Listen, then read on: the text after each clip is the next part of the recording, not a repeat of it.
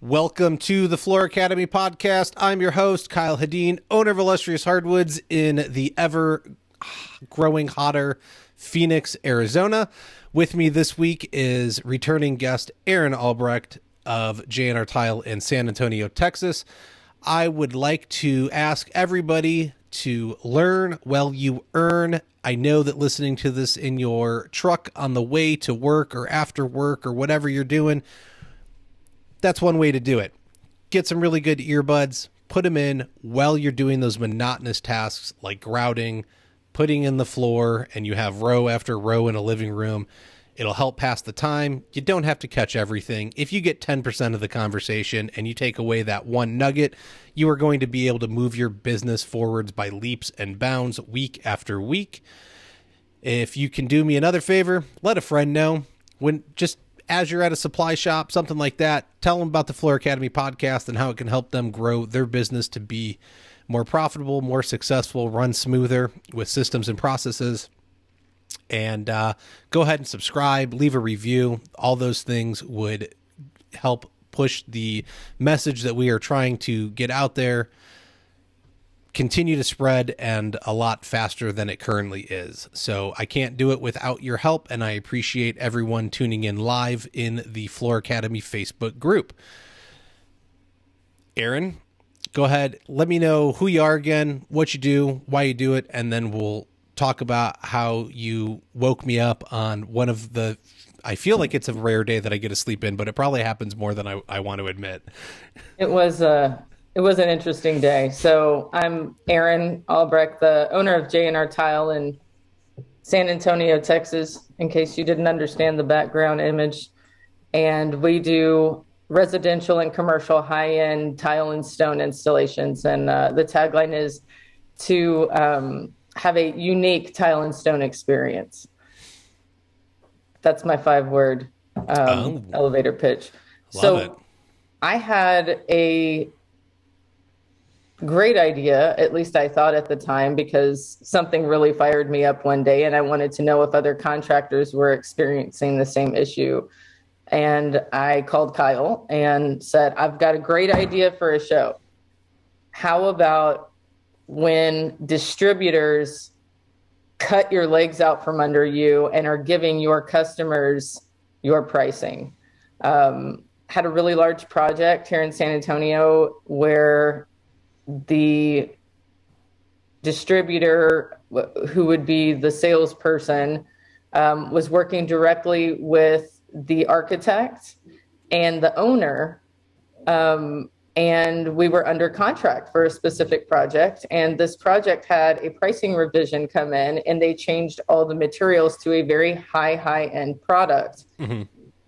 Little did I know that the person involved was giving our direct pricing to the architect and the owner before we even had gotten our pricing. And they didn't even put freight in. We had to eat the freight at the end. So, that discussion of the risks and liabilities of not only handling, storing, and transporting these materials, mm-hmm. Being considered as that's an overhead cost. You are not installing that tile. That is a service that you're providing. And for people to not understand that you're going to have a markup on these materials accordingly based on, your liabilities in transporting mm-hmm. it, mm-hmm. handling it. Every time you touch something, there's the risk of it being damaged. And especially with ceramics and porcelains and stones, I don't think people really recognize that. This is a commercial job. There's a lot of traffic. Have to be really careful about where things are placed and staged, not only in our bonded and insured warehouse that costs money, but also when can you mobilize to that job site? That's an additional cost of that mobilization and getting your staff or, for instance, our warehouse manager, logistically moving things, picking up, dropping off.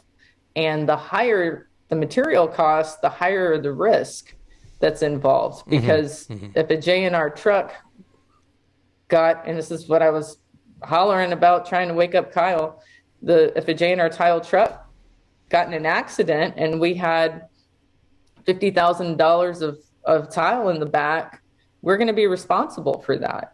So to have zero, and then you're on a construction schedule to boot, to have no support from or partnership from a local vendor who honestly is just selling the material and is not the installation expert, I feel is a major disservice to the contractor. That's the issue that we're here to talk about today. Yeah, I mean, you can't. They're there to be my client. Like, I'm their client. My client is not their client. And so that's really frustrating. And I know that in having talks with people all across the country, not everybody has access to distributors like you and I do. I was looking at moving to the like northwest corner of Arkansas at one point, and the closest distributor for any type of flooring was like 4 hours away in Tulsa, or a couple hours away in Tulsa, Oklahoma. Whereas in Phoenix, I can drive 30 minutes and I have access to like 7. So a lot of potential there to go out and build relationships. And from the beginning, the way it was presented to me was, okay, hey, you can send your clients into us. Just let us know when they're going to come. We'll act as like a showroom for you. And then just let us know what kind of markup or margin or whatever you want to put on the product. And then if they ask about a price, we can give that to them. Or if you don't want us to give any prices and they just want to look at product, like, let us know and we won't say anything. So if that's the way that it traditionally works, or at least that most of them are doing it, it's odd that this one place is, hey, this is the price. Well, very odd. Now you just cut my legs out from under me, because now if they know I'm buying it for that, and like people, I know I go to Walmart and I'm paying marked up prices. I get it. I know that I'm not paying the same amount for the chicken at the restaurant I go to or the steak that I'm going to order. I get it. They have costs. But in this contracting world, it's really weird that people think that you should sell them materials at cost, or because you've built that relationship. I still get calls from people and they're like, well, do you get a deal at any of these places? And like that I can, save money. That conversation happens so often with consumers. That's really interesting that you brought that up. That always comes to light during a conversation for some reason. And what is it about? It happens contracting. It's not just contracting, because this is where my background in film comes in, is I can still go on Craigslist and look at like the television production jobs available in the local area. And people will be like, I have an interview I need filmed on this day, and I need you to provide the camera and the lighting and da. I'll give you $600. But the amount of gear they list out is like $10,000 or more in gear. Well, I was making $500-$600 a day 10 years ago doing reality television just to operate the camera. And then all that gear was rented by the production company. So I'm not bringing $10,000 in gear and then giving you a 12-hour day for $600. It's when it seems to be when it's a creative, artsy thing, it's expected that there's like, you only pay for the labor and the materials get included. I don't know what it is that people think they can negotiate on art. I don't know why it's looked at as a commodity, or it's not. It doesn't involve time, but it's a very weird space. I guess what's strange is most of the other vendors, we have partnerships with them, and they've been such great partners to contractors because they have a built-in 30 to 35% discount on what they list retail. So if the consumer comes in, they're going to say, this tile is $525 a square foot, where our pricing would be 30 to 35% off of that. Like, it's built in our book price already. Yeah. And traditionally, that's how it's worked literally everywhere, but a very, very select few places. Of course, we all have Floor and Decor, the big monster that's coming into town, right? Like, yes. Everybody's going and buying their own materials over there and asking you to install them. That doesn't mean we don't charge. Even when the consumer purchases the material, we don't charge.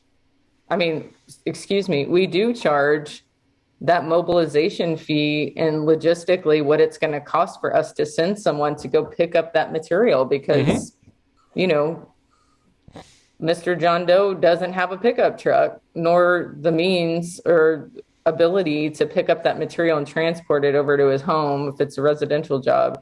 I mean, you have to include those costs, and I'm just appalled by the bottom feeders that don't do that and are just charging square foot pricing and not including any of that in there. And I think that's part of the problem. I think that's why part of this is occurring. And you know, some places have those rock bottom prices, the big box, the floor and decor, which we spend tons of money at because they're so damn convenient, you know, and if we're out of a certain caulking tube, we know we can go find it on the shelf over there if we're in a pinch. You know, there's some great, you know, things happening there, but that transition from the consumer to the contractor on those goods and the expectation of what our cost is and making money on materials. They don't understand, well, you're installing it. Why should you be making money on the material? You should just be making money on the labor. Well, I think that's where it gets a little muddled. I don't think they understand that we become responsible for it. I don't know that a lot of contractors understand that when they're selling material, you become responsible for it, because I see guys all the time. Well, I'll pass on my discount so I get the job. Why? Yes. The minute you touch it, you own it. It doesn't matter if you're just installing it. If you sell the material, you are now liable for that material. So if something happens, yes, okay, there's a manufacturer warranty. But if the manufacturer doesn't stand behind it, you're standing behind it. And you better make some money on it so that if something happens, you can foot the bill. And back to your other point, Kyle, we're the ones purchasing it when it's from a vendor as we're working through a contractor, right? It's one thing if they go buy their own material from big box and they call and they ask you to install it. Completely different animal when it's, I have gone to this showroom, I have selected this product, but J&R Tile is going to be responsible for purchasing, picking up, storing, mobilizing, staging, you know, it goes on and on and on for the same, for the cost of what our cost would be. I mean, it's, I think that's just unheard of, but we're the ones writing the checks. We're the ones getting invoices. So that's where it really feels, you know, where legs have been cut out from under us in this particular situation, because it's a significant amount of material with a very high price tag. Well, yeah, you guys are doing a large commercial project. This wasn't a 30 square foot bathroom and a couple $100 we're talking about. This was a significant change order that, you know, helps the company hit the revenue numbers that you hit. And you're not doing a couple 100,000 anymore. You're in the millions now, and you can't run a business giving away hundreds of thousands of dollars in lost profit on a material. It's just not going to happen. Right. You don't. That's not in the business model. For someone like me, where I'm a little bit smaller, if I lose a couple $1,000s on a sale, I can probably stomach it because I can make it up on the next one. That could break your company, because if something comes up from a couple projects ago, plus you have all of the pay for your guys, and then an accident happens and a shipment of new tile gets damaged, like that couple $100,000 in change order, it can throw everything out of whack. Like there's no fooling around when you're feeding 40 people or 20 or, you know, whatever the number is. I forget off the top of my head, but I know you have many mouths that you're feeding. I'm worried about me. And so for me to lose something like that, yes, I'm annoyed, but I could make it happen.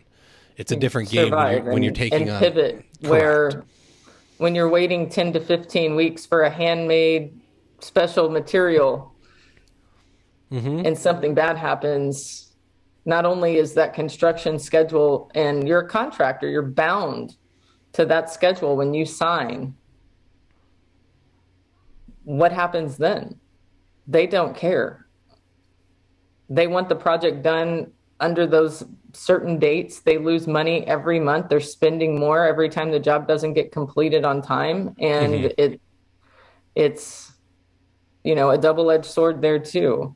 The distributor is not delivering it on site, right? We're purchasing it, we're picking it up, we're having to do everything. They literally never touch it. They just have distribution rights by having that storefront. They don't touch it, they don't make it. It's just passing through, like it's even getting drop shipped to us, one of the orders. Like we're not even going to their warehouse and picking it up. It's coming from Tennessee straight to our warehouse. Okay. So they for just $7.22 a square foot for a 12 by 24. Unbelievable. Oh, good stuff. Obviously let's kind of dig into this. So once again, not everybody has access to distributors like you and I do in their local area. They may not be able to partner with these places in the way that we do. So essentially these places are, there's direct from mill, right? So you can work with Shaw or Mohawk or a lot of the carpet retailers, right? They get to work directly with the mill. The distributors are coming in with other companies that don't want to sell direct, and so they have all these little outlets across the country that you get to buy from. So they mark it up a little bit from where they buy it from the factory, and then we get to buy it from them at a wholesale cost essentially, and we get to mark it up and we can pick it up. Some distributors deliver to your place and you're going to have to get it off with the forklift, whatever. Bunch of stuff that goes into that. But essentially you got to go in and build a relationship with them. So you're going in, you're checking out their product, you're checking out who's selling it, you're finding out how their operation works. And so you're having to invest a lot of time in this. And the end result was that relationship in this current situation isn't paying off. So you have multiple vendors available and distributors available in your area. But because you do commercial work, That's it gets right. spec'd, and it's If said it's specified it's over and here. the project is registered, you have to go through them. And so it forces the relationship to exist. You have to purchase through that company, through that vendor, through that individual that's listed, through that architect. And this is where I think there's some blurred lines in terms of things begin to look a little political. For instance, I'll tell you some drama. One particular tile on this project was $74 a square foot. And from the exact same factory made in the US, another vendor quoted me for the exact same tiles, pattern, glazes, everything, $40 a square foot. But that project was registered through the vendor that said it $74. I had to buy it through them for $74 a square foot. And they knew it was costing $74 a square foot. I could have just charged $74 a square foot and bought it through the other vendor and, us pocketed the rest and had that been our markup. But because it was registered through them, when that order was getting taken place, it would have been flagged for, oh no, this is registered through this company. You have to go through them. They don't, and their cost is the same to both. They don't know what they're charging. So that kind of shows you just stateside a vast difference. And I think, I don't want to say gouging, right? Because here we are talking about why are these people charging such low labor prices? Correct. I think that it's a luxury, vendor. I think that they do a great job in terms of being in the right area and talking to the right people. But you kind of scratch your head as a contractor thinking, why wouldn't I be able to save everybody some money here? And why isn't anybody listening? It feels a bit political at times. And I'm sure there is some of that, right? Like you get locked in and there's relationships built and you don't necessarily see them all, and maybe it's made more and that architect has some kind of deal with that distributor that they get a kickback because it's marked up so much. Like, I don't know what's going on behind the scenes, but if I'm going to hear about it, check, though. if I'm going to hear about it in the movies and in books and like it happens in real life, stuff like that is going on. I don't want to think about it. I don't want to be involved with it, but I'm sure stuff like that's going on. Now, because it's a commercial project and everything gets spec'd out, at what point can you change it or have an influence on that? Is it only at the beginning when you first make that relationship with the architect before anything is done and they start kind of saying, well, we kind of want this, that, and the other thing, and you can say, this place over here is awesome to work with as opposed to that place over there? Or is it possible, even once that project gets registered, to somehow get them to switch vendors? During the submittal process is typically when you can do that. The funny part is if I'm submitting the exact same product that they specified and it didn't say you must buy through this vendor, you can get it from anywhere you want. Okay. But I was at the meeting with the owner and the owner's rep and the architect, and for some reason, the distributor had a seat at the table with my project manager and I, which is out of bounds. That never happens. So that's odd. At that point, I couldn't even have that conversation. I couldn't go around her. She was like sitting next to the owner of the architecture firm at the inception of this pricing revision, shoving these tiles down his throat, I'm thinking, for $74 a square foot. And that was, you have to kind of read the room a little bit, with what we do. You need to understand when to stay in your lane. And I'm usually not one to do that, but I knew it was time to not have that conversation. Well, and so knowing that it's not time to have that conversation, I mean, that's growing as the leader and the owner of the company. And I commend you for that, right? Like, getting the project completed is more important than making a stink over it and losing it all, because now we're getting the change order signed with our markup on those materials and being able to stand. And you and I were visiting a bit earlier about my dad. For me to really dig my boots in the ground, dig my heels in, and not budge on our pricing, it wasn't going to happen. And they wanted to know why it was so much more labor when they switched all the materials, and I wasn't going to budge on it. So really at that point it was getting through that pricing round and getting that change order approved and locked in before they made any more silly changes. So we did mark up the material anyway. I just had to explain it in a labor standpoint, because we weren't going to they were trying to nickel and dime and how much money is going into every tile in every room, and it just wasn't going to happen. No, well, it can't. You can't run a business that way. You can't. But when you're sitting at a table with the owners, the architect, the money, the designer, the general contractor, and everybody, and they're just looking for these answers from you, you're just kind of getting it raked over the coals. It's difficult. You get put in these difficult situations, and I feel like most trade contractors bend and fold, and they let they'll leave a little wiggle room, or they'll try to keep the project, or think, oh well, if I'm just nice this one time, they're going to remember, maybe I can get more work with these people if I'm nice about it, or if I accommodate their needs, because I know they want me to take some pricing off, take some costs off of it. But I'm like, no, we're under contract. We've earned this. We're a 5-star contractor. You're going to get the best finish out possible in San Antonio, and I'm going to make damn sure of it. So we're not dropping our pricing. It's not happening. And I think that's where it starts, though, this show, right? We're having this conversation, and now other people get to listen in on it. And this is why it's important to have these conversations, is so that this stops happening. Just because you're making money on the labor doesn't mean you shouldn't make money on the material. If you have to move it, if you have to touch it, if you have to install it, if you're taking the liability of anything with it, you have to make money on it. And a lot of contractors do bend, like you said, and they just this one time. Well, now you did it once. they're going to get you again, and they're going to get you again. And it turns into this race to the bottom.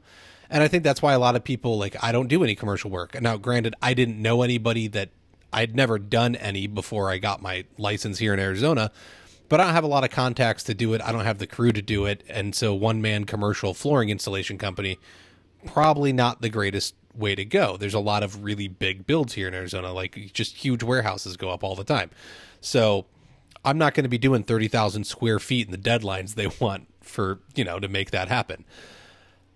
But at the end of the day, it's, if you give in once, they're going to get you again, and you got to stop doing that. If you're touching it, you got to make money, and you got to be proud of it. You got to be able to explain it. And Erin was able to explain where the cost came in, why it was going to cost so much to install this tile, what specs were needed to do it, and what kind of labor that took. And that's the difference in being able to be in that room and hold your own with all these other educated people that are at the top of their fields, instead of just being, this stereotypical bumbling contractor that's some yahoo driving a broken down truck and has a tile saw in the back of it with the little dirt on my boots and you gotta put on your nice starch shirt that day. I gotta wear my hair down and put some makeup on and put on my jacket and put on my little 5-star pin, and know when it's time to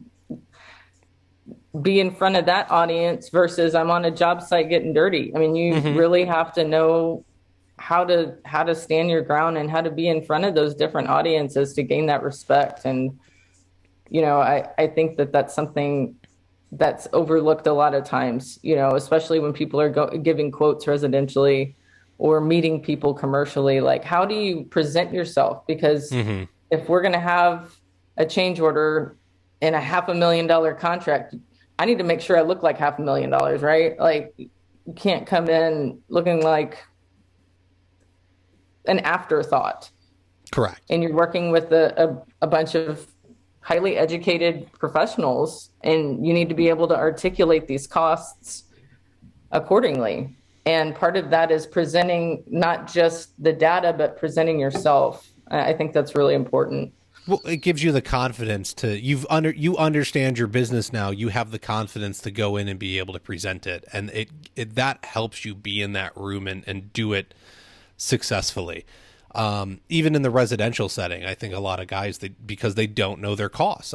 Somebody was asking in one of the groups this morning about, what do you guys shoot to make a day? And so I put up what I shoot to make a day and how many days a year and why it needs to be that. And they were like, for how many people? And I was like, just me. Well, and they were like blown away that I want to make $100,000 a year, $50,000 in profit. And it's, roughly $1,000 a day, 230 days a year. And there's, wait, what? Well, go get my spreadsheet on the Floor Academy website and you can break your numbers down yourself. But I can go into any bid now, and when people ask, Kyle, why are you twice as much as everybody else?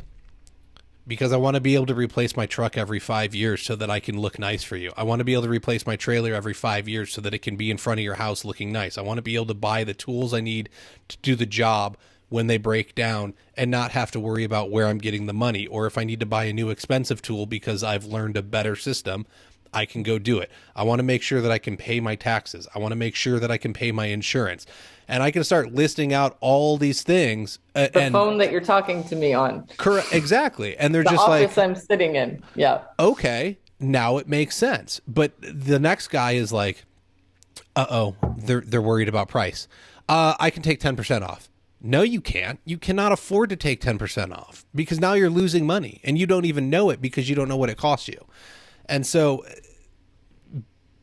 having these relationships with these distributors gives you the advantage to be able to go and make more money. Selling material that puts a ton of money in my pocket every year. And I don't even count that in my equation yet because I just base everything on labor. So my material money is like all bonus money at this point, which is sweet. But it's at some point as the company grows, that'll have to change and it's going to have to become somebody's commission and office ladies salary or an office person's salary, right? But for now, it's all bonus. As long as your revenue goes up and your overhead stays the same percentage, it's not going to matter. Mm-hmm. But so another part of this is you did mention your 5-star, and how many of the people in that room have you given continuing education credits to? Any of them? One of them. Okay. And I'm sure that has a lot of weight too. So you've been able to go become a 5-star contractor with the NTCA because you have however many CTIs needed for the amount of employees you have. And so that gives you this standing that you can go and educate the local architects and designers and things like that with continuing education units that they're required to get to continue to hold their licenses or status or whatever within their industry. And I think that's something that a lot of people aren't doing either. And I've heard you talk about it. I've seen others talk about it. Why would you not want to be getting designers and architects?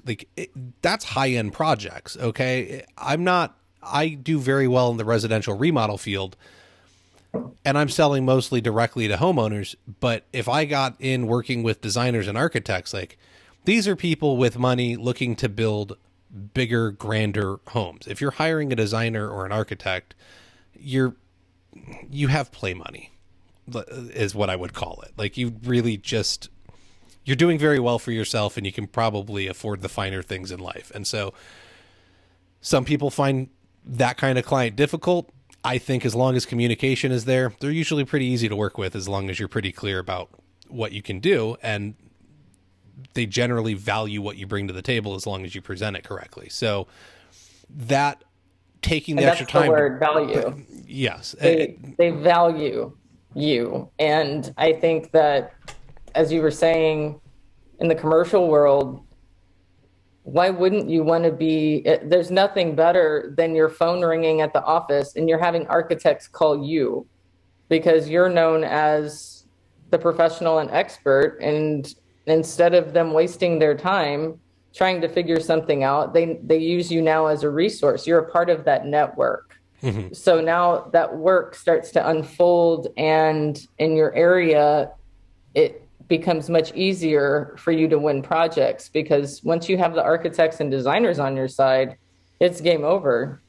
I mean, we have had residential jobs lately the past couple weeks because architects referred us to homeowners, commercial architects referring us to homeowners. That was fun. Things are coming kind of full circle because everybody has homes and showers and bathrooms that need to be remodeled. And I think that's just a testament to the team and the quality of their work, both commercially and residentially. We take so much pride in our work commercially that, these architects and designers put the stamps of approval on them. And then I'm there educating them on the newest technologies and helping them write specifications and making life easy for them. So, we're just, really blessed to be in the position that we are in. But it takes a team. It totally takes a team. Mm-hmm. And when you were saying taking money out of the guys, taking money out of the company, which is, we have mouths to feed. It is just a hot button topic for people to not be marking up materials and these distributors to be giving out pricing directly. Yeah. Well, that's just, you can't. That's like saying, Kyle, you don't need $1,000 a day to live. I've seen every one of your bills. I know what your phone bill is. I know what your mortgage is. I know how much it costs to fill up your truck. I think you only need $120 a day. Well, so yeah, sure, I'm only going to pay you $120 a day. Hey, cool. Bob will do it, but I won't, because I don't want to continue to live this way for $120 a day. But thank you for your offer. But that's what it is. Yeah, no, that's what they're doing. And I don't exactly agree. What it is. I know, one of the guys that I worked for at one point, a guy didn't hire him after he submitted the bid. He was like, "Sorry, I'm not going to pay your truck payment." How do you know I'm making a payment? You don't know anything about me. Could have paid cash. Exactly. Don't assume my lifestyle. Now, I know he was making payments, but that's not the point. You don't know how much he put down. That's none of your business. Like I could have pulled up, you want him to pull up in a beater that's fallen apart and then give you the same bid. Like, what do you want? It just doesn't, it doesn't make sense. And the fact that there's people out there like trying to take money out of our pockets by communicating directly and saying, hey, this is what we're buying it for. I can't even comprehend that. I need to jump in. I need to interrupt this real quick. And then I want to move into kind of where this is going to go from here. Cause this is part one. And then we're going to do a part two follow-up kind of thing. Are you looking for the perfect waterproofing solution for your tile installations? Look no further than Johns Manville Go Board. It's time to say goodbye to worries of moisture and hello to durable, easy to install tile backer. Go Board is engineered to withstand tough environments, providing excellent waterproofing protection. Whether it's your bathroom, kitchen, or any other wet area, Go Board has got you covered. Don't compromise on quality. Choose JM Go Board for the ultimate waterproofing peace of mind. Visit your retailer and ask for Go Board. Okay, so these relationships, they need to be built. They need to be,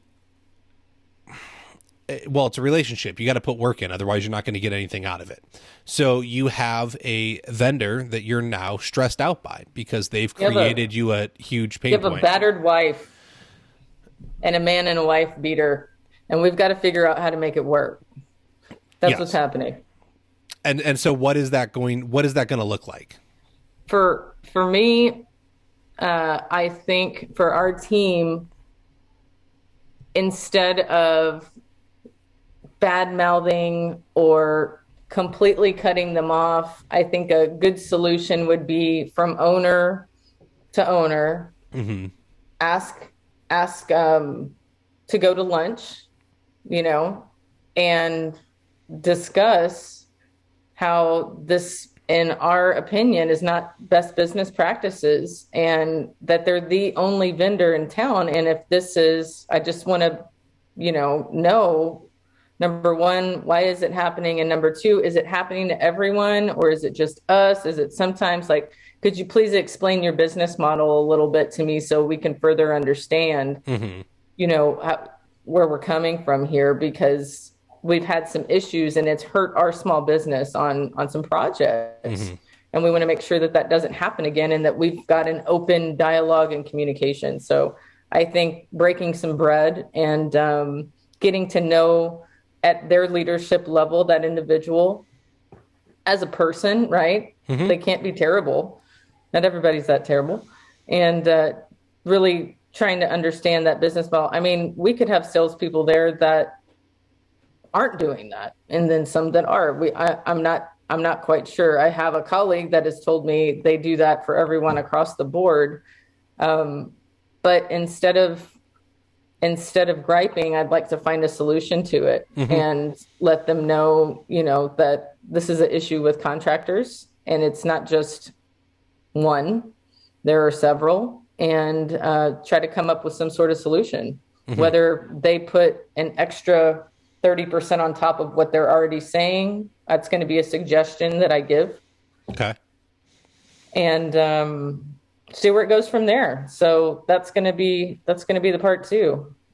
I definitely want the follow-up. But I think it's important to go and even have that conversation. Like you said, you can't, one of your options is to cut them out, but to be honest, one of your options isn't to cut them out, because if the next architect specs them, you're stuck working with them. If you want that project, you have to work with them, and it's going to happen again and again and again. And we're writing these really large checks to this company. We should be having a relationship. Mm-hmm.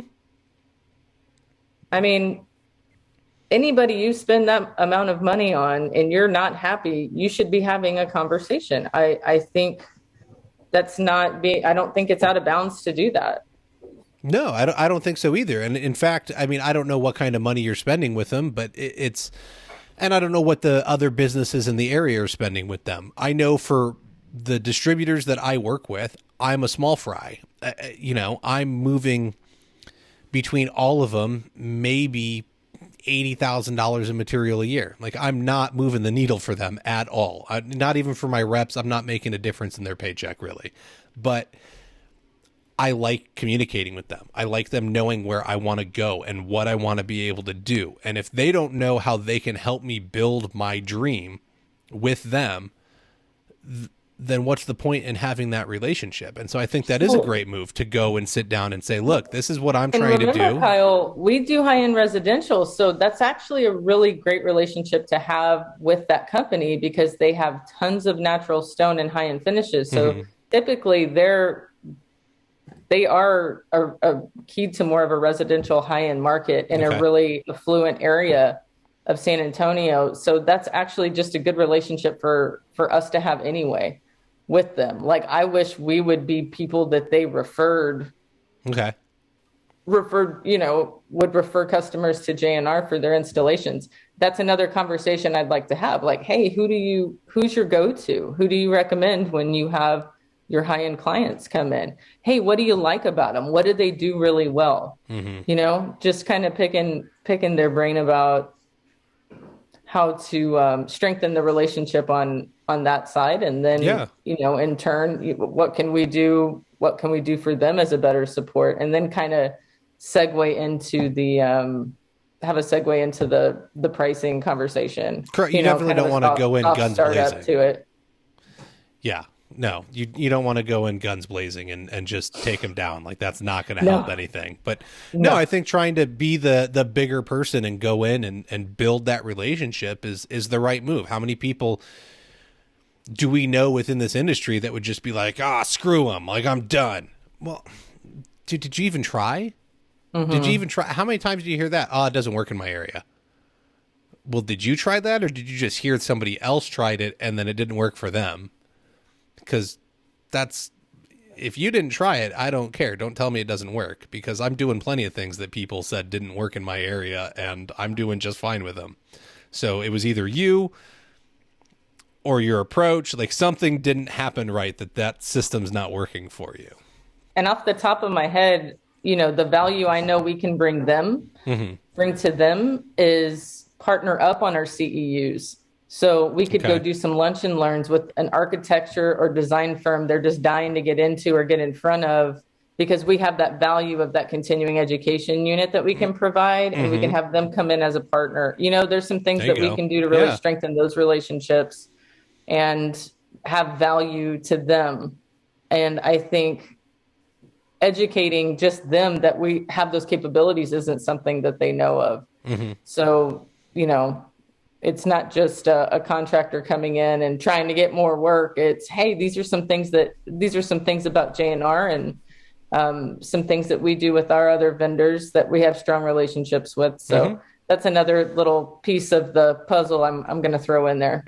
No, I love it, because it's not a what can you do for me and why is this relationship not working? It's, look, I'll scratch your back, but then I need you to scratch mine too, right? Like, we're going to be in this together. We need see if we're going to be a good fit. Exactly. And perhaps we got started off on the wrong foot. Yeah. Happens all the time. Correct. And I'm sure this place has been around for years and the relationship has existed, but no one's ever nurtured it. And that's on both parties, right? You can't, it's not your fault. It's not their fault. And you just recently became the owner. You weren't fully the owner. And so that wasn't necessarily on your radar. And now you're calling all the shots, and it was like, whoa, hey, okay, this is a problem. Like, something needs to be addressed here. And so I think having that awareness is great, but I also commend you on having the business to where you can focus on these details and you're not rushing around putting out fires everywhere, right? You're not worried about, well, this shipment didn't get in, and I have a great team that helps put out fires where I don't have to put them all out myself. That's correct. I always say, if I don't know, don't tell me. If I don't need to know, don't tell me about it. There you go.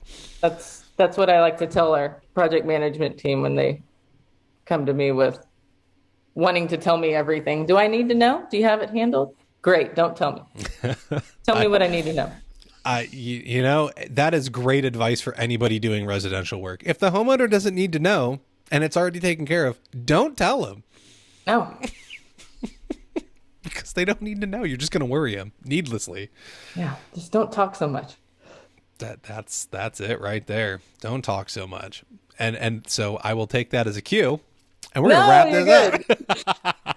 No, I didn't mean, I'm not taking that negatively, but we're at a good point. That sounds good. So is there something that we needed to touch on that we didn't hit? No, just check us out in Vegas. We'll have a fun little discussion. We are going to have a fun podcast in Vegas at Coverings on Wednesday at noon. I don't know the booth off the top of my head. We are going to talk manufacturer warranty versus self-warranty. And I have a fabulous panel of two people that like to do systems and do manufacturer warranties, and two people that will Frankenshower. And we will see where that conversation goes and what we can come up with. I know where it's going to go, but that's for me to know. You guys can come and listen and find out, because it's fun. Otherwise, yeah, if you're at Coverings, come find me. Besides the podcast, we'll hang out. I may have at the podcast, I have a few gifts left from Surfaces, so I have some notebooks to give out. Actually, Erin has one. Is your notebook near you at home? No, it's at the office. What do I got? I have them right here. Too bad. Come get a little notebook. I got a couple left. I think I got like 7 or 8 left. Yeah. So put your notes in it. Keep track of your business. Come out, have fun. Come by the CTEF booth. We're going to have some I donated stickers. Make sure you come by. I think a couple bucks is going to get you a I donated to CTEF sticker, and we're going to have a limited supply. Okay. And they're putting on an ACT. So go check out. That's right. Come see the ACT test. I think McDaniels is doing with Joe Lima the ACT mud walls event, so that'll be fun to watch. Okay, lots of fun stuff going on, and you got the Rockstar Awards. There's a bunch of stuff. Why do I know so much about the tile world? I don't even install tile. It's crazy. We're the best. The hardwood floor divas may not take that so well. They'll tell you that they're the best. We're all divas. Correct. And that's okay. That's what makes us good at our jobs. Yeah. All right, Erin, I appreciate your time. Everybody, this isn't even fully wrapped up, so we will hit you up with part 2 after Erin has lunch, and we will close it out there. All right, we are back with part 2 of this wonderful episode. It's only been, 17, 18 months. Erin is a hard woman to pin down, and then somehow it ended up on my schedule, or it ended up on her schedule, and she like randomly logged into the Zoom one day, and then she's messaging me like, hey, you coming to the meeting? I was like, I don't remember setting this up. I don't know how it got on your calendar. So we finally are revisiting this, because it definitely didn't happen we recorded right before Coverings, but not 2023, 2022. So this project is probably long done that brought this all about. But essentially, for the people that are just tuning in and haven't been listening to the podcast, there was a problem where a supply house distributor materials partner that Erin has was essentially reaching out to like try and cut them out of being able to sell the materials, and they were going to go direct to the architect or designer. I forget the specifics. I believe the architect, but that's not cool, and that would be very upsetting to me as a business owner. But it was especially concerning to her, because that's how we make a lot of our money as contractors, is moving materials. So she's had a chance. She's gone and met with at least the manager of the building, if not the owner, sat down, had lunch, been able to talk. And so we are here to follow up on this story and kind of see why having relationships with people is so important, and how we have to, man, look, you can go set up an account anywhere, but what are you doing to actually build a relationship with these folks and invest in them as much as you're expecting them to invest in you? It's not about just going in and purchasing stuff. So Erin, why don't you let us know kind of what happened? You finally were able to get a lunch scheduled or a date, but where did it go? What happened? So first of all, Kyle, we're super proud of this project. We actually won an award at Coverings for it. We have our little glass thing. I should go grab it off the desk before we end and show it. But we're really proud of the project and the work that we put out on it. Mm-hmm. But we're all here to make money, right? And part of the profit is going to be your profit and overhead on top of materials. So initially what happened, just to quick, high level overview, the sales representative was sitting at the table with myself, the general contractor, the architect, and the owner, which was the Archdiocese of San Antonio, the Catholic Church. Okay. That's a little specific, but that is what happened. And what they gave our pricing, our cost, our pricing to the entire table. So it looked like our pricing was ridiculous because it appeared to have a substantial amount of labor to it. So I had to break things out, labor and material it was a lot of breakouts, a lot of questions. It was really difficult on the contractor side. So I felt like there were two ways to go about it, back to the lunch deal, right? Okay. There's the knee-jerk reaction, send a crappy email, copy your boss, right? Like, we've all been there. You're so fired up about something that you think somebody should be held accountable. But at the same time, this is a really high-end shop that deals with traditionally not even commercial, a lot of really high-end stone residential projects. It's a high-end boutique shop here in town. So what's your reputation worth at the end of the day, right? It's one project. Yes, it was a large project for us, but and we've had other really large projects with the supplier commercial, but we're also trying to grow the residential side of our business. So it was really important for me to be a little strategic for J&R to see how we could know if this is a one-off, is this how your sales team operates, or it was worth a conversation. So long story short, the vice president of the company, and it's a big company, actually lives here in San Antonio. And that's who I went to lunch with. We were there for 2.5 hours. It was a wonderful meeting. Of course, we visited for a bit, and he knew, Johnny, J&R, my dad from back in the day, and being in the industry. And we talked about quite a few things. He was very proud of them being a part of the Coverings Award, right? And the publicity and things that go along with that.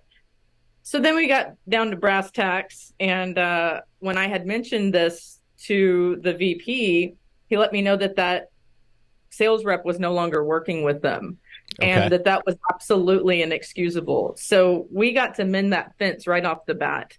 And then I was very transparent. He's like, how can we do more business together? And that's when I let him know that J&R Tile does high-end residential work. And he was really excited to hear that. So a really kind of sour conversation turned into a really great conversation to grow that side of our business and have those connections. So they've since added us to their preferred contractor list for people coming in and picking out supplies, and also the high-end designers in town asking recommendations on who can do these installations. So we've sent over some photos and portfolios of our work, commercially and residentially, and just tried to make it really easy for them, right? I think that's one thing that we all are guilty of doing is all we do is talk about price, right? Yes. No, make a Google Drive folder of some of your stellar work and share it with these vendors, right? They don't want a business card when they walk in asking about someone's work. They want to say, what kind of work does J&R Tile do? Okay, here's a lot of stone showers, stone bathrooms, marble, Carrera, traverse, give them something to show so they can see the quality of the work, the detail, things of that nature. So we went a little extra step there to make it easy. Like, we don't want to be a vendor on the list. We want to be the vendor on the list. Nice. Look, this is great, right? And you mentioned, right? There could be that knee-jerk reaction, and you get mad, you fire off the email. Screw you guys! I hate. We're never doing business with you again. Oh, and you cut Kyle, out a supplier. You know me. You know me, and I can. And if someone's listening that also knows me, and that's probably happening, I have a tendency to have a little knee-jerk reaction at times and get a little fired up. I'm very competitive. It's my top personality trait. So it's my balcony, right? And it's my basement. It's the best part about me and the worst part about me. So that's me in my basement, right? That's the bottom of my competitiveness, is getting on it, being a keyboard cowboy and having that knee-jerk reaction. So I think that's also something to think about. Well, but look at what came out of it. And I think this is a lot of times what we miss is that a lot of times people say, it's all about what not who you know, but it's not what you know, it's who you know, right? But it's not who you know, it's who knows you. Reputation. And so that's part of that's going to be your reputation. Part of that's going to be them knowing who you are and having a relationship with you, right? I think a lot of times people go to like these networking meetings and whatnot. They'll join a BNI group or something and they're going, or they go to the Chamber of Commerce meetings and they're like, I'm showing up, but I'm not getting anything out of it. People do business with people they know, they like, they trust. So it's not about going to that meeting. It's about following up afterwards. Are you setting up coffee dates, lunch dates, dinners? Are you inviting them out? Like if you're a golfer, you going to Top Golf. Like what are you doing to build and nurture this relationship so that you're constantly top of mind? And so, yeah, look, you can be upset. You could have fired off the email. You've lost everything. Now you've been able to have them say, oh my gosh, I used to work with your dad. It was great. We were doing all this stuff back in the day. We love you guys. And you do that too? Why don't you get us some stuff so that we can recommend you? And I'm sure you've gotten probably at least one job in 18 months out of them. And you've probably bought more materials and had a better relationship with them since this conversation because you spent the time investing into it. Interestingly enough, there happens to be a really great NBA basketball team here in San Antonio. They're called the Spurs. I don't know if you've heard of them. We've won a couple championships. But one of the projects is actually one of the current players' steam showers that we're going to be doing. So that's the type of client, right? Where we're always talking about price and cost and lowballing and whatnot. No. Be smart and partner up with these boutique shops. If the stone is $40 a square foot, they don't want somebody installing it for $3 a square foot. That scares them, right? They want somebody reputable. So, yeah, if you're hanging around a big box store that's selling $99 a square foot ceramic 12 by 12, you're going to get beat up on pricing. I think developing the partnerships with the right people is what makes the difference. But, you said it, Kyle. You can't just show up to the meetings. You can't just show up to lunch. You got to follow up. So the first thing we did was go and introduce ourselves to all of the sales representatives afterwards. So they know who we are. There's a face to the name. We're a resource. If you have any questions about installation or grout or any sort of waterproofing systems or details, give us a call. We're here to help, right? Like we want to be that person you reach out to. Because then you're already involved in the project anyway. You think they're going to give it to another contractor after that? There's some strategy in that partnership, and that's important. And when you make it easy for people, I believe the partnership gets stronger. We like to do business like that. We partner with people that make it very easy for us to be successful. So I think in turn, we try to do the same to create that value. And I think that's a hard lesson I've learned over time, because some people you just don't want to work with. And that's okay. You don't have to. Maybe it's the terms at the store or the shop you're getting your materials from. Maybe they've got you on COD and you want to be on a net 30, right? Go talk to the manager. Let them know how it's going to bring them more business to help your business, whatever it may be. I found if you just have a conversation with someone at a higher level, you'd be really surprised on what you would find and the support that they're going to give you in return just by a conversation. Yes. Look, I think a lot of folks get frustrated with their local supply shops, especially the tile folks, because they're buying, they're like, I buy a pallet of thin set every 2 weeks, every month, whatever it is, right? You're moving a lot of this product and they're like, I get a horrible deal on it. I was moving tons and tons of self-level, and I kept, I'd go up to the counter and be like, come on, I'm buying like a pallet. Do I get a deal? They'd be like, yeah. I was like, okay. I was like, look, I've bought like 10 pallets in the past 3 months. Why? Can I get a better deal? They're like, oh no, like I'm just counter staff. I can only do so much. They were like, have you talked to your sales rep? I was like, sales rep? Like you no one ever gave me a sales rep. They're like, oh, you move a lot of stuff. Like you should have a sales rep. Here, call this number. I call that guy up. I was like, hey man, look, this is what I need pricing on. I've moved like 10 pallets in 3 months. I'm going to continue to try and do that. What can you do for me? Knock the price down like another $2 a bag, right? So now I'm saving that's like a lot for SLU. Correct. So now I'm saving like $3 or $4 a bag compared to what it is for anybody that just walks up to the counter and pays the counter price. And that's a lot of money when you're buying 42 bags or more at a time. But you have to be comfortable sometimes having an uncomfortable conversation. Yes. And the four most important, or is it five? Hell, I don't know. Four most important words that we always say here that works really well with anybody, no matter what, is we need your help. When you say those four words to somebody, most of the time they're going to do something for you, right? And I think people are just uncomfortable having these conversations about price. That's why there's so much online that we read about, right? Let me talk to my colleagues. No, let's address it with the people that you're actually spending your money with. Correct. Well, and what is going to help you? Well, what does it look like? I think a lot of times they expect a discount because they think they're moving a lot, but in the grand scheme, you may not be. You as a commercial outfit, I know you're moving pallets a week, right? Not pallets a month, like pallets a week. So for you to be able to go to a supply house and say, all right, let's talk like a deal, right? There may be stages to it, folks. So you need to go and talk to them and like, what does it look like? Is it a pallet a week, a pallet Where's my break? month? Like, how much more money do I need to give you for you to give me a discount? And this shouldn't be an uncomfortable conversation. It's, I'll give you more business if you can help me out, right? And again, I've said this a ton of times on the show. Maybe you partner with some of your other local folks, like go split a storage unit or something like that, and you all throw down and decide like we're only going to use this thin set from now on, and it's 3 or 4 of you, and you start buying under one company and just pool all of your money so that now you're, instead of doing $5,000 a month, you're doing $20,000 a month between the 4 of you. And now it looks like, oh man, they're big.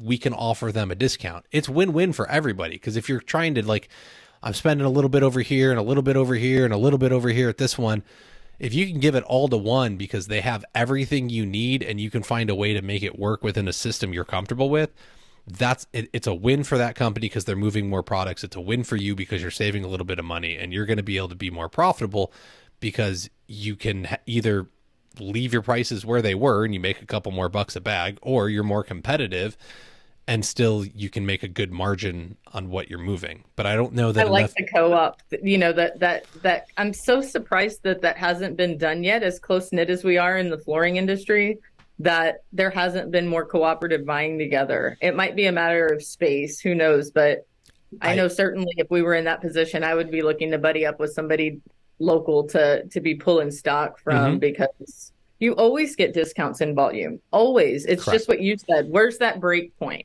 How much do I need to order to get this volume discount? And you're not going to get it. Go through it. Adhesives expire in 1 year. So there's your math, right? Yep.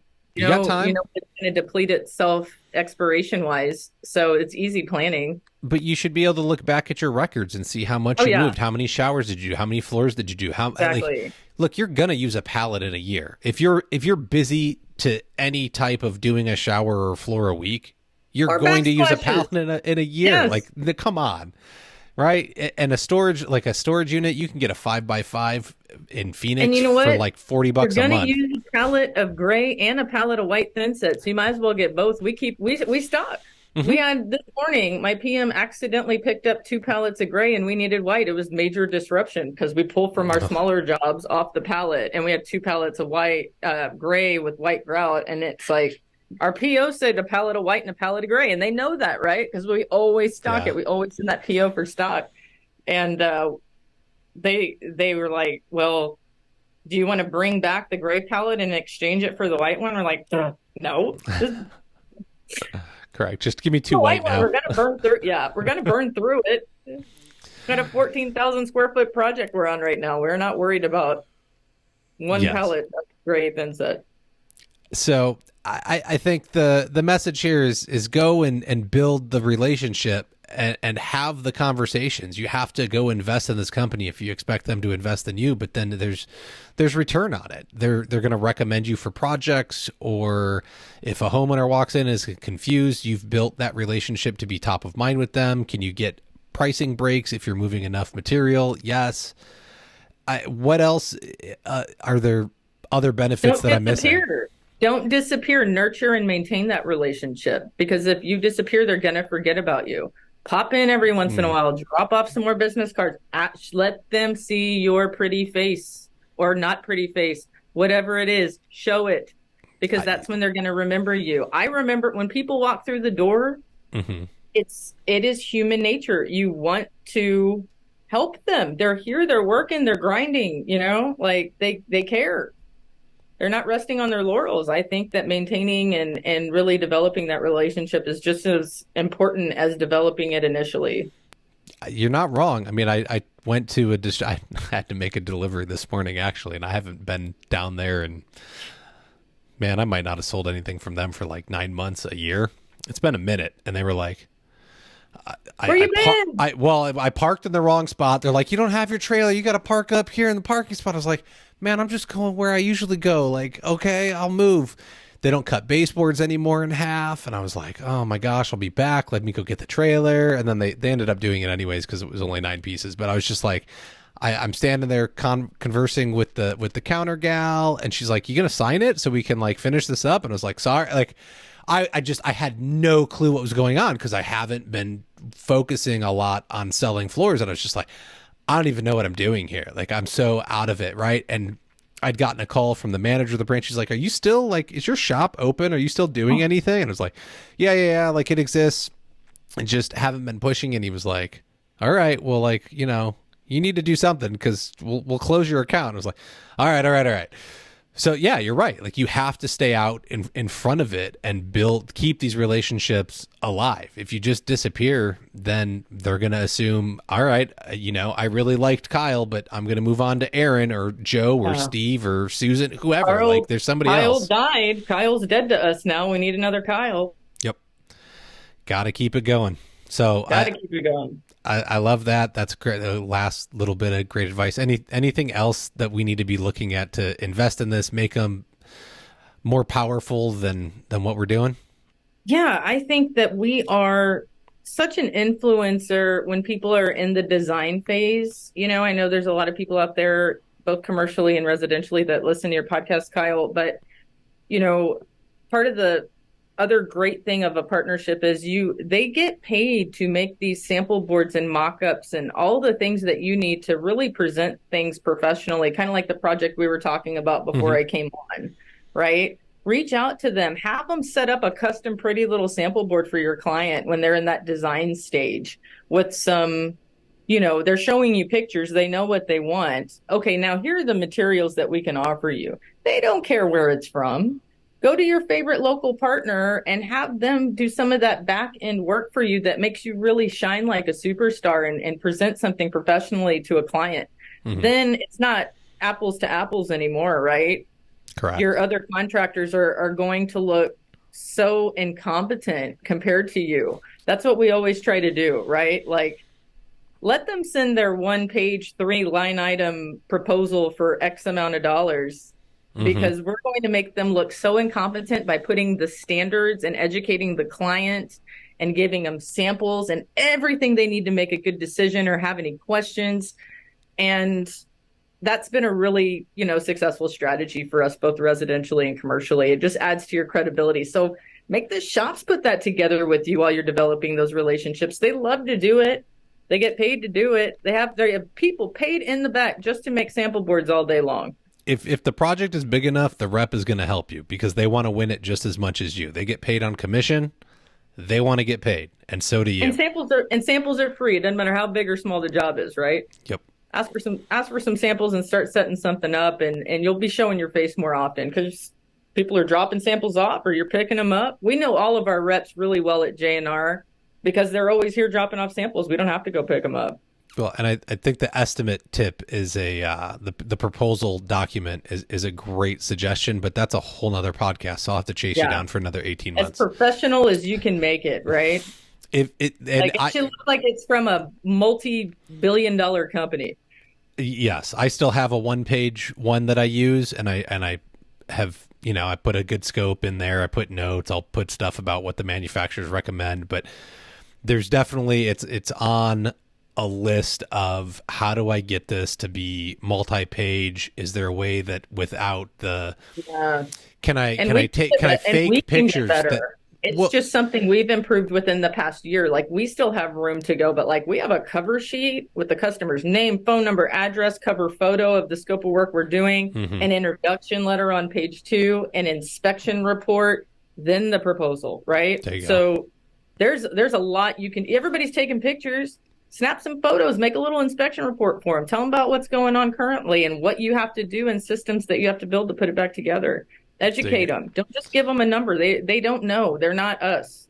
They have to understand. If you want to be charging at the top of the market, you got to find ways to add value where you're not really adding value, right? Everybody knows this stuff is going on, but the client doesn't see it. So you have to show them why you're different and why you're twice as much as the next person.